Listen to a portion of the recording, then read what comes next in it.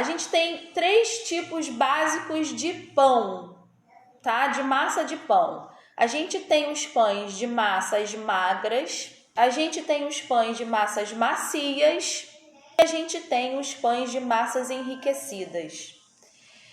Quando a gente está falando desses pães de massa magra, são aqueles pães que eu comecei lá no início da nossa jornada falando sobre o pão caseiro.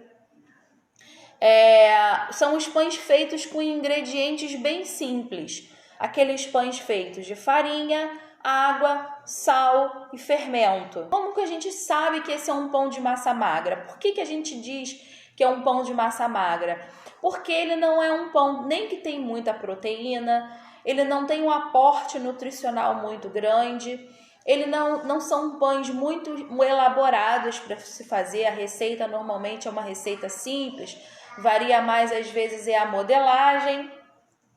E aí a gente tem, dentro desses pães, a gente tem pão francês, a gente tem baguete, a gente tem aquela gama de pães italianos, alguns pães étnicos, aí a gente pode citar pão sírio, pão nã, chapati, até as tortilhas mexicanas entram nessa leva aí, tá?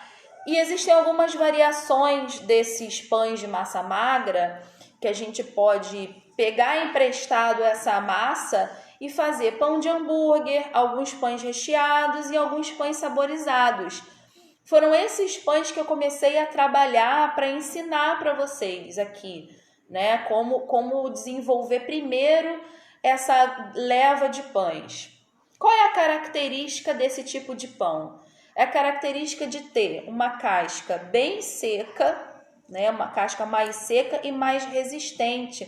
São aqueles pães de crosta, tá? Para quem está procurando um pão que tenha muita maciez, muita fofura, ele não é o pão dos seus sonhos.